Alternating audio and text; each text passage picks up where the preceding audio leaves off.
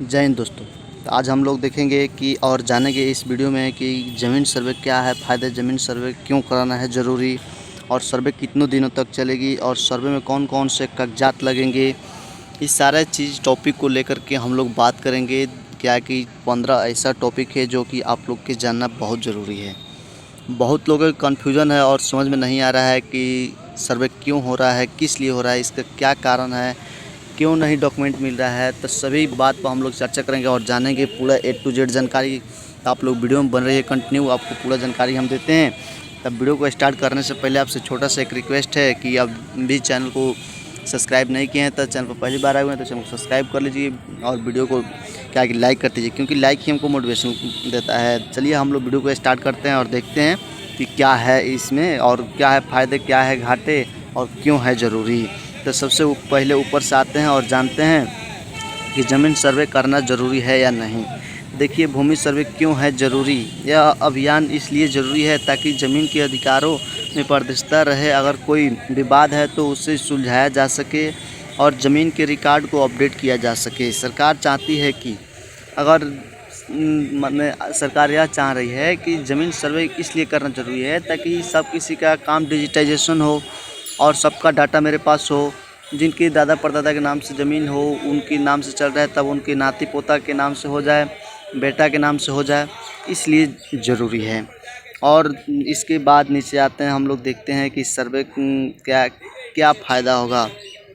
तो देखिए, ज़मीन सर्वे का डेटा का उपयोग राजस्व सरकार भूमि उपयोग, कृषि उपभोग और अन्य विकास गतिविधियों के लिए करेगी। सर्वे के बाद राज्य सरकार के राजस्व में भी बढ़ोतरी होगी। ज़मीन सर्वेक्षण की जानकारी ऑनलाइन होने से ज़मीन अधिग्रहण और अन्य मामलों में पारदर्शिता आएगी। यानी ज़मीन का ऑनलाइन सब कुछ रहेगा। तो आपको बता दें कि कोई भी डेटा आपको निकालना होगा तो टाइम उसमें नहीं लगेगा, तुरंत बाय तुरंत निकल जाएगा। एक बार में, एक क्लिक में आपको निकल जाएगा। और क्या कि सर्वे कितने दिनों तक चलेगा। देखिए, यहाँ सर्वे बताया गया, बिहार में ज़मीन सर्वे का काम दिसंबर 2026 तक पूरा करने का लक्ष्य लिया गया है, निर्धारित रखा गया है। और यहाँ बताया जा रहा है कि अब लास्ट डेट अभी इसका फिक्स नहीं किया गया है स्वयं घोषणा प्रमाण पत्र जमा करने की। और देखिए, सर्वे में कौन कौन से कागजात लगते हैं या लगेगा। तो अब जान लीजिए कौन कौन से कागजात लगेंगे। बहुत लोग के कन्फ्यूजन इसी में था। तब अब ये 4 कागजात ज़रूरी है। पहले क्या है कि ज़मीन रजिस्ट्री की कागजात, दूसरा हैसियत का कागजात, तीसरा ज़मीन की राजस्व रसीद, तीसरा खतियान की कॉपी। ये 4 कागजात आपको देना बहुत ज़रूरी है। और यहाँ संजय सरावगी जी बोल देते हैं कि आपके पास 1-2 कागजात है तो आप ले जाके करा सकते हैं। तो ऐसे कुछ बात बोल रहे हैं जो कि वह लागू अभी नहीं है। बिहार के कौन कौन से ज़िले में ज़मीन का सर्वे हो चुका है।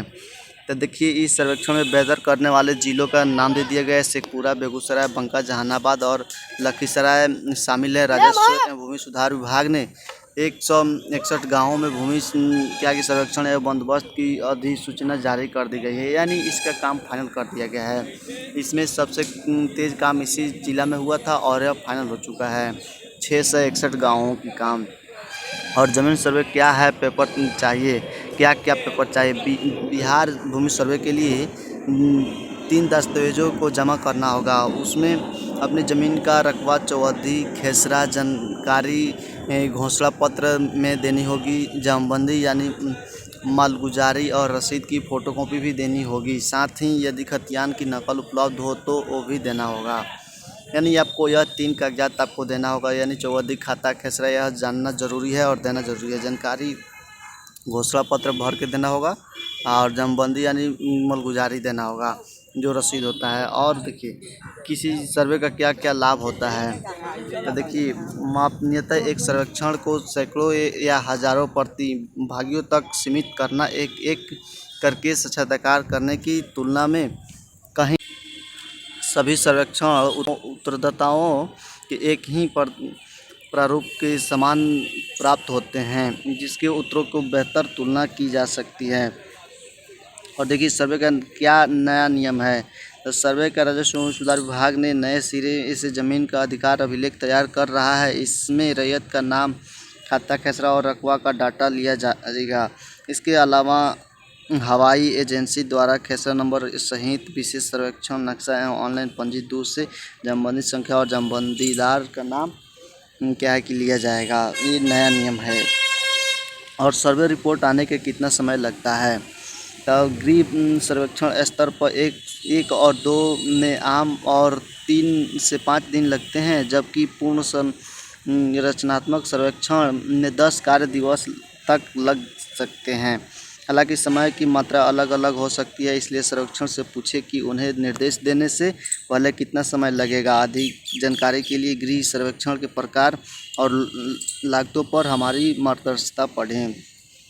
और ज़मीन का सर्वे कितने प्रकार का होता है। तो ज़मीन का सर्वे इस कई प्रकार का होते हैं, जैसे कि सीमांकन सर्वेक्षण, विस्तृत सर्वेक्षण और भूगणितीय सर्वेक्षण। सीमांकन सर्वेक्षण ज़मीन की सीमाओं को निर्धारित करता है, जबकि विस्तृत सर्वेक्षण में अधिक विस्तृत जानकारी शामिल होती है, जैसे कि स्थलाकृति विशेषताएं और मिट्टी की संरचना। भूगणितीय सर्वेक्षण भूतल की माप और सर्वेक्षण करता है। तो 3 प्रकार की होती है ये सर्वेक्षण, कई प्रकार की होती है।